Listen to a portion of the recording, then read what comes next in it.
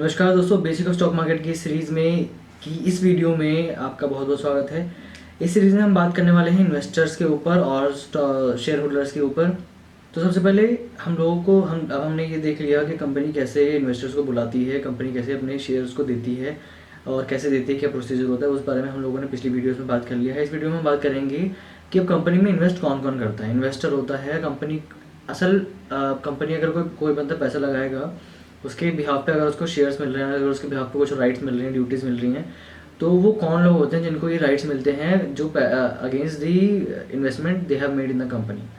सो एक अगर हम स्टॉक मार्केट के बिहाफ पे अगर हम बात करें तो हम स्टॉक मार्केट के पोर्टफोलियो के अंदर, किसी भी कंपनी के पोर्टफोलियो के अंदर ये 4-5 चीज़ें देखने को मिलती है उसके शेयर होल्डिंग्स के लिए, कि एक कंपनी है जिसके अंदर बहुत सारे लोगों ने अलग अलग तरीके से पैसा इन्वेस्ट करा हुआ है, और लेकिन वो लोग हैं कौन। तो हम कंपनी के स्टॉक होल्डिंग्स में, शेयर होल्डिंग्स में ये 5 तरीके के लोग होते हैं जो कि इन्वेस्ट करते हैं और अपना राइट प्रोक्योर करते हैं उसके बेनिफिट्स में। तो सबसे नंबर 1 होते हैं प्रोमोटर्स। प्रोमोटर्स कौन होते हैं?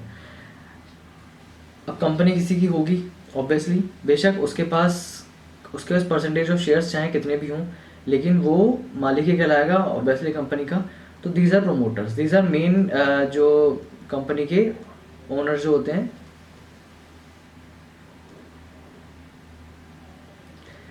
ये लोग मेन कंपनी के ओनर्स होते हैं, इनको प्रोमोटर्स कहा जाता है यहाँ पर। ठीक है, स्टॉक मार्केट की लैंग्वेज में इनको प्रोमोटर्स कहा जाता है, please note that point.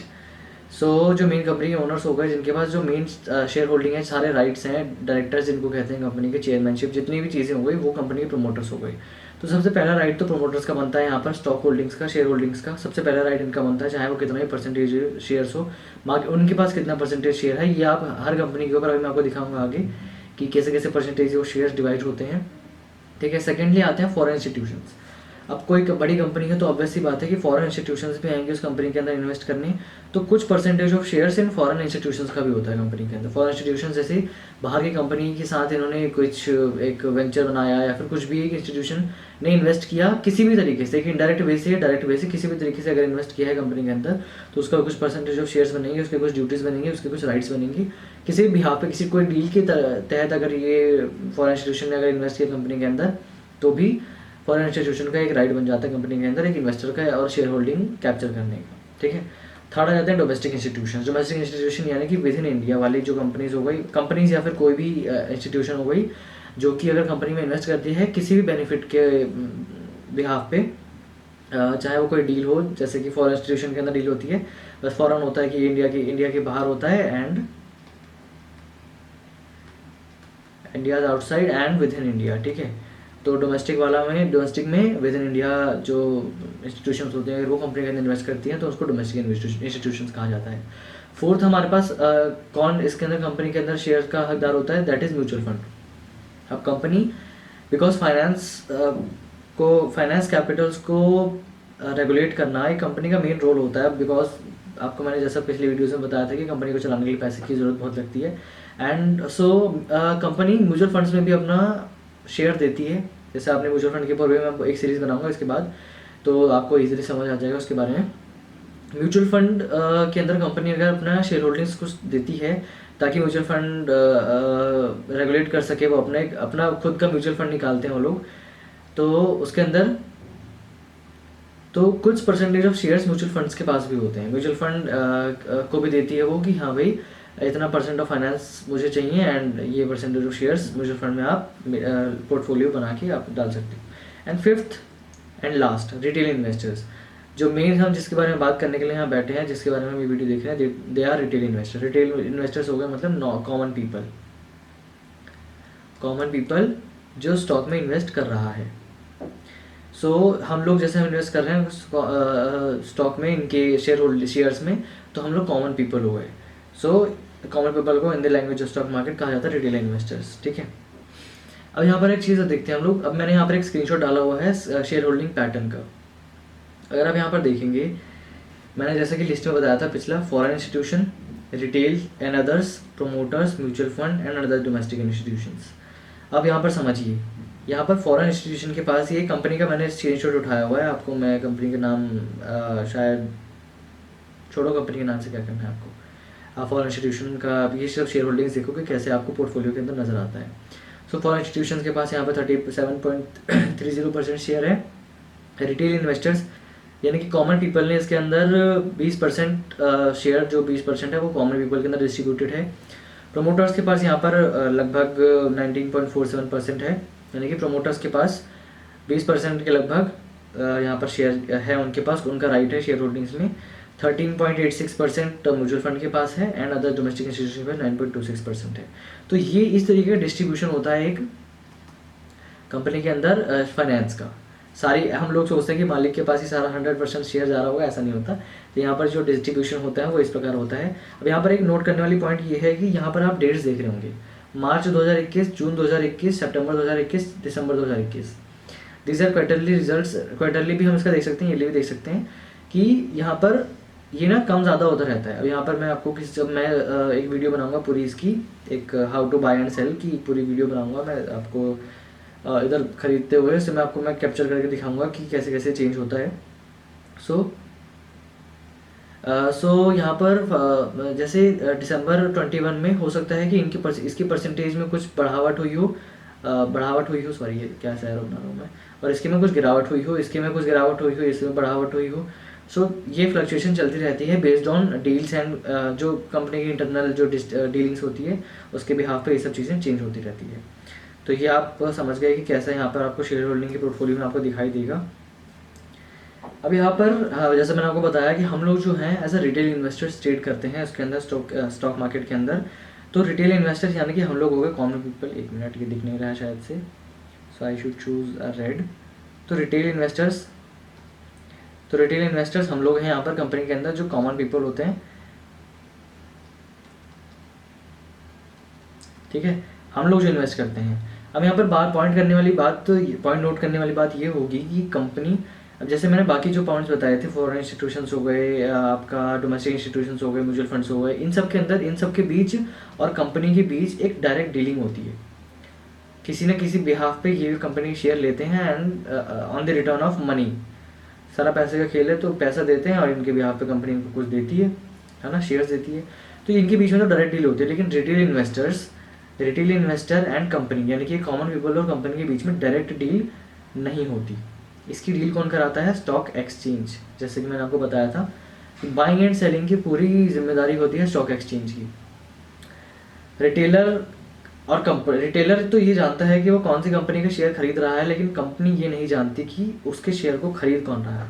Because यहाँ पर एक चीज़ पॉसिबल है कि रिटेलर हो सकता है कि डायरेक्टली कंपनी से ना खरीद रहा हो। ये डील हो सकता है कि रिटेलर और दूसरे रिटेलर के बीच में हो जिसने इस कंपनी का होल्ड किया हो शेयर, और अब ये सेल कर रहा हो, तो क्या पता हमें इसके बीच में डीलिंग हो रही हो।